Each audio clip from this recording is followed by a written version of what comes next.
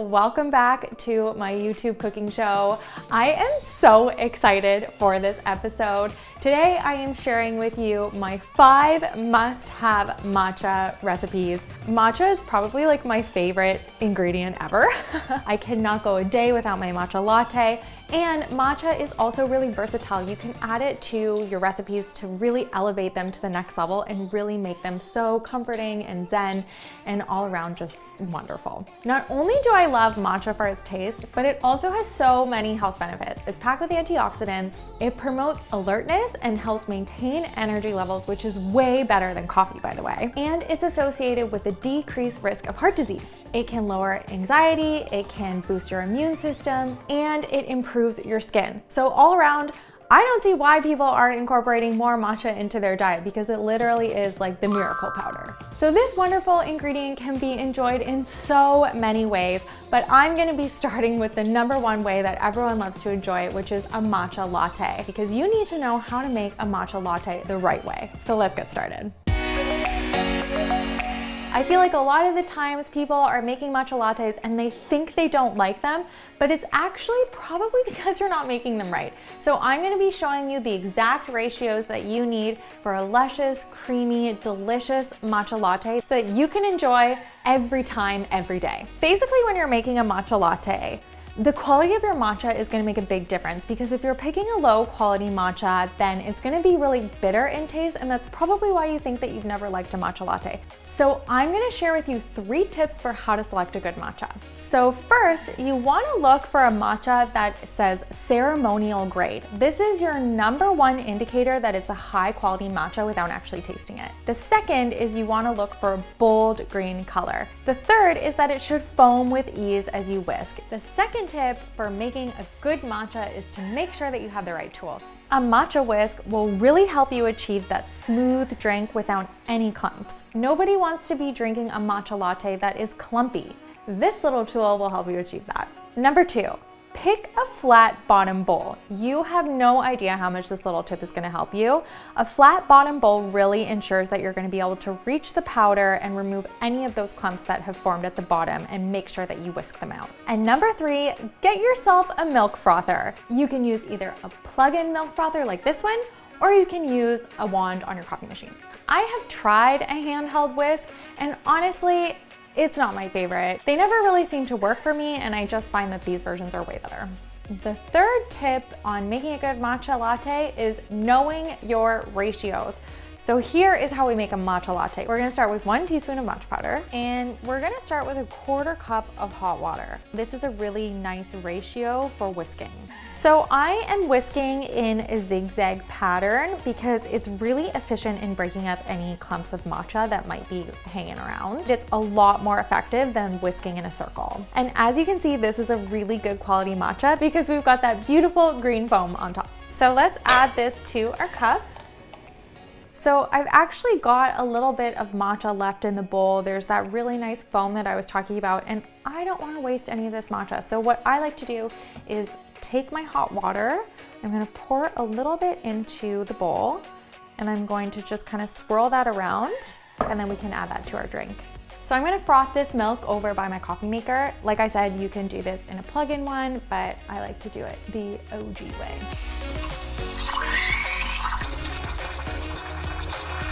So now we're gonna add in that almond milk, and voila, you've got yourself a gorgeous matcha latte right here. I defer the latte art to my husband. He's the expert here. He really doesn't know how to cook, as you have seen with Mitch in the kitchen, but he's latte art master. In my recipe, I also say that you can add a splash of maple syrup. If you're using a good quality matcha, it's not gonna be bitter, so you might actually not need the maple syrup. In this case, I feel like I don't need it. Another really great milk that you can use instead of almond milk is oat milk. Oat milk matcha lattes are delicious, and actually they're kind of my preference of choice now when I'm going to coffee shops. Let's have a sip of this delicious looking matcha. Cheers. Need I say more, but Next up is a cookie recipe for you. I'm so excited about this recipe. These are my matcha cookies. and it's probably one of the most proud recipes I've ever done. These matcha cookies are so delicately sweet. They are soft, chewy. They're kind of like an amaretti style cookie, but then we've added in some matcha. We roll it in a little bit of sugar, and they're just so beautiful on top. They've got this like beautiful crinkle topping. All around, the cookie is just so delicate and remarkable. If you serve these, no one would ever forget. They are that good. If I was to open a vegan bakery, this would be the cookie that I would serve on the menu. The recipe uses aquafaba. What the heck is aquafaba, right? Aquafaba is actually the water from a can of chickpeas, and we are going to be boiling this down so that it's nice and thick. It actually whips up into something that's kind of a cross between a whipped egg white and also whipped cream. I am so proud of this recipe. So let's get started. We're actually gonna start over by the stovetop by boiling down our aquafaba. So let's pour the aquafaba into a small saucepan, and we're gonna simmer this on medium heat. That looks like it's about half now, so let's pour this into a bowl, and we're gonna set this aside to cool completely to room temperature. So let's start by mixing our dry ingredients together. We are going to add the almond flour to a mixing bowl. Then we're gonna add the sugar, a tablespoon of matcha, and some salt. And I'm just gonna mix this to combine.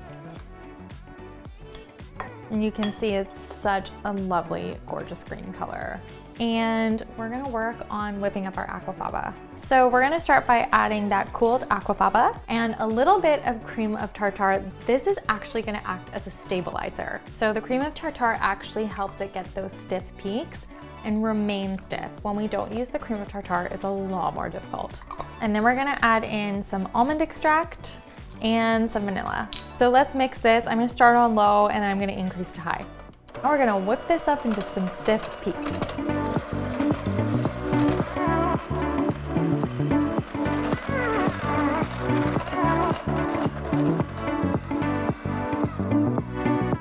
Okay, it usually takes about 8 to 10 minutes on a handheld mixer. If you do it in a stand mixer, it's faster, about 5 minutes. But the way to check whether or not your aquafaba has made stiff peaks, because you don't want to quit too soon, is you can actually take the bowl and tilt it, and the aquafaba shouldn't move. And I've even seen people put this over their head to check. It worked. So now we're gonna basically add in our dry ingredients a half a cup at a time. So I'm gonna start with my first. I'm gonna mix this together. Look at how fluffy that aquafaba is. It's so fun. I feel like this is like a science experiment. They should do this in science class. That would be cool. Add another half a cup. And we're basically just gonna keep mixing until we have a really nice dough. This is a really fun part too. Like, I feel like if you had kids, they would wanna help out at this part.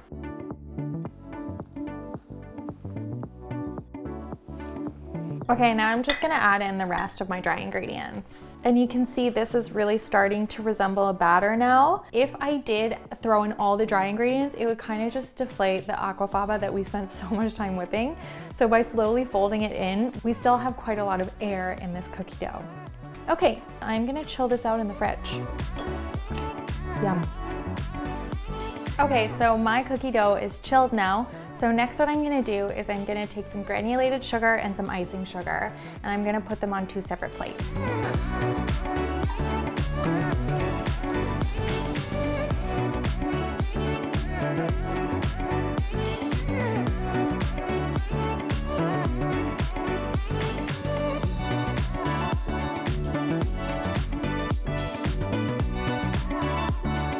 I'm gonna just take the back of a cup now, and I'm gonna smoosh these down until they're 3/4 inch thick. And it's okay if there's a little bit of cracking that happens, it actually adds to the look.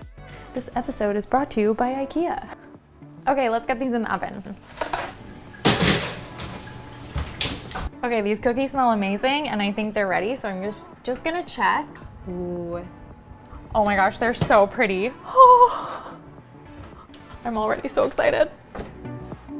So transferring these to a cooling rack really helps ensure that there's no moisture buildup. If we leave them on the cookie tray, then they're gonna get kind of soggy underneath from the moisture. So this is a really nice way to kind of aerate the cookie as it cools down.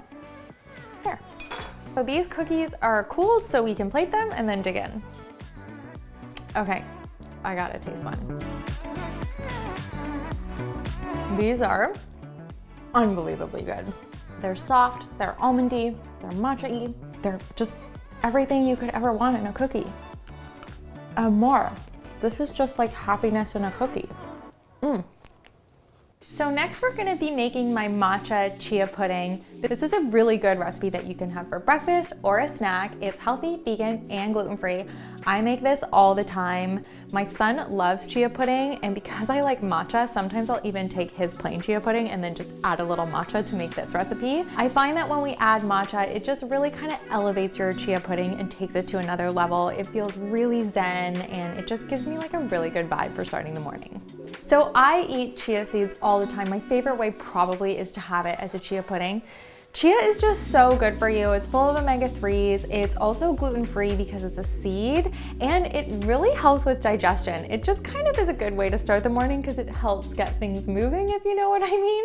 So this is definitely a breakfast of choice for me. Another good thing to know about chia is that it absorbs a lot of liquid. I think it absorbs like 20 times its size when it's a little seed like this. So we're gonna be adding in quite a bit of almond milk. We're gonna wanna leave about 10 to 20 minutes for the chia to really absorb that liquid and become its pudding consistency that we all know and love. So we're gonna start by adding the chia seeds to a bowl. Now let's throw in our matcha, and then we'll pour in our milk. And I'm gonna give this a whisk to combine. Now, I always like to add the agave at the end because then I can really add it to taste, and we'll give that a mix. So as you can see, this is quite liquidy, but it is going to thicken up as we let it sit in the fridge. I always like to let the chia pudding rest for 5 minutes, then give it another stir because the chia seems to settle at the bottom. So giving it that stir really kind of zhuzhes it back up, and it stops it from kind of clumping before we eat it. Okay, so I could actually see some clumping happening with the matcha. So I'm gonna get more of a formal whisk out and just give this a really nice whisk in kind of like W shapes to break up any of that clumping. So let's put this in the fridge and we'll wait for the magic to happen. So as you can see, this chia pudding has really nicely set now. It's a really great consistency, much more puddingy because we left it for a bit. So let's get this in a bowl and we can top it and eat it.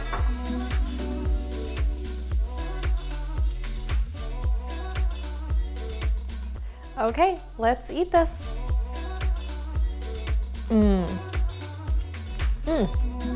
I just love the matcha flavor in this. I'm such a fan of chia pudding. It's a healthy snack or a healthy breakfast, but it's also really sweet and creamy and delicious. And this matcha just elevates it to another level.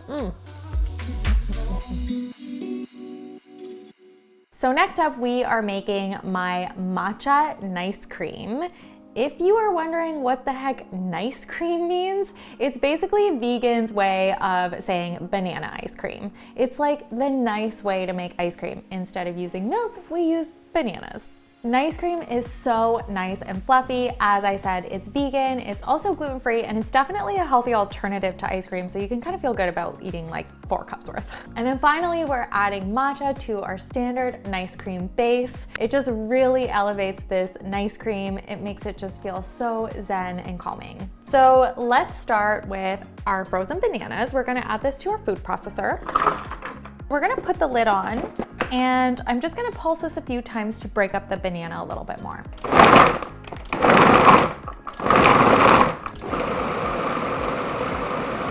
You can also do this in a high performance blender, but if you don't have a high performance blender, your food processor is your best bet. Next up, we're gonna add a splash of coconut milk and our matcha.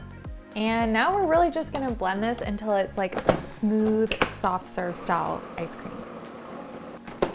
Okay, let's look at how smooth this nice cream is. Oh my God, look at how luscious and smooth this is. Is it not like a soft serve ice cream? Like, it's amazing. I can't believe this is made out of bananas. Now for the taste test. Are you kidding? Look at this. Oh my God. The fact that this is made out of bananas, this is so good. I can eat this whole bowl to myself, and I'm going to. That's exactly what I'm planning. Amazing. Last up, I'm gonna be showing you how to make a real restaurant-worthy dessert. This is for my matcha cheesecake recipe, full of matcha flavor in here. It's incredibly creamy and lush. When I make this recipe, people just love it. The recipe is vegan and gluten-free, and we're looking at a base of oats, almond flour, and coconut. Then we're adding in the matcha with the filling. It's cashew-based. We're also adding in some coconut cream, and we're blending it together for a smooth and silky topping. Throw that in the freezer, wait a couple hours, and when it comes out, it's a really delicious frozen cheesecake that everyone seems to love. Another great thing about this recipe is that it can be prepared in advance because it's a frozen dish, so feel free to prepare it way in advance. The recipe can actually last in your freezer for up to 3 months, so it's a really great one to make on hand and pull out whenever you have guests or company arriving that maybe you didn't expect or you just didn't have time to make a dessert. So we're gonna start by soaking these cashews. I'm just gonna put some boiling water over it, and then it'll be ready by the time we need it. And then we're gonna work on our crust. So first we're gonna add the oats to the food processor, and I wanna pulse this so it's more like a flour-like consistency.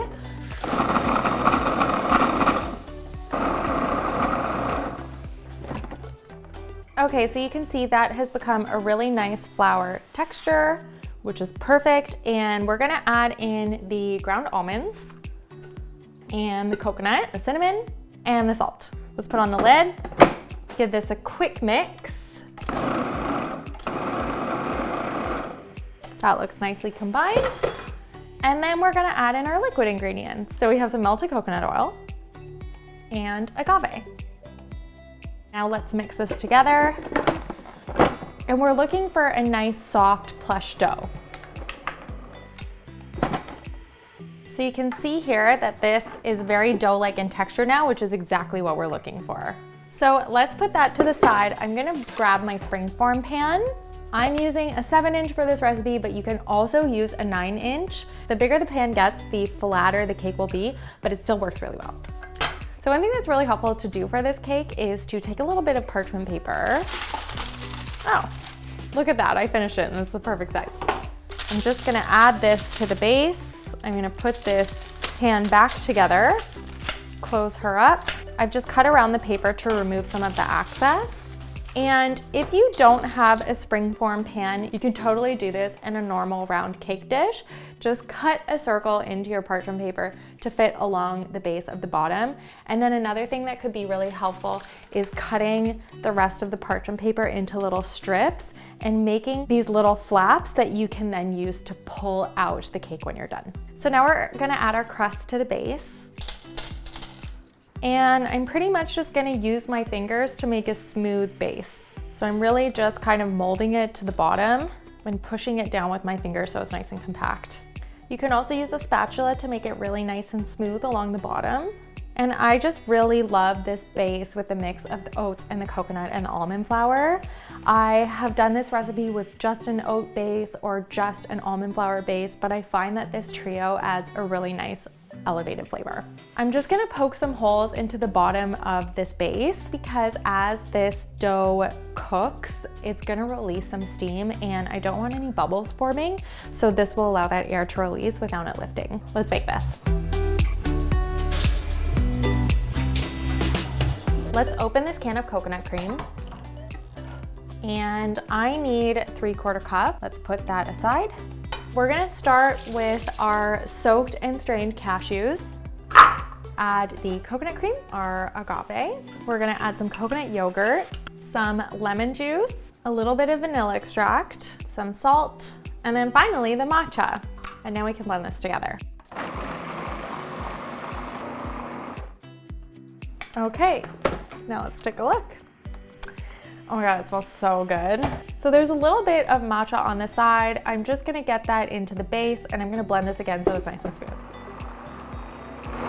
Okay, let's take a look. This looks really good. Okay, this looks really nice and golden, so let's take this out and let it cool.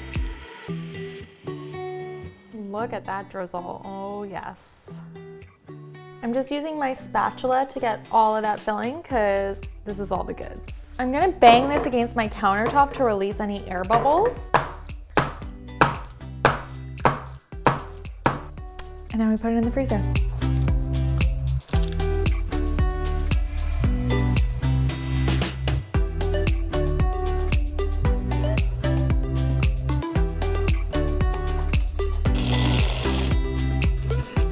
And now for the taste test. Oh my God. This is so good. It's creamy, it's matcha-y, cakey, cheesecakey, good crust bottom, smooth filling. I'm obsessed. There we have it, my must-have matcha recipes. Starting with my matcha latte because we needed a PSA on how to make a proper matcha latte so that you can enjoy this every day the right way. And then showing you some really versatile ways to add matcha into your recipes. It really does elevate dishes. It makes your desserts just feel so zen and just so comforting. I really think you're gonna love these. And if you do love them, make sure that you give this recipe a like, subscribe to my YouTube channel, and leave a comment below as to which one is your favorite. I mean, I love them all. It really depends on my mood, but I'm eyeing these cookies right here.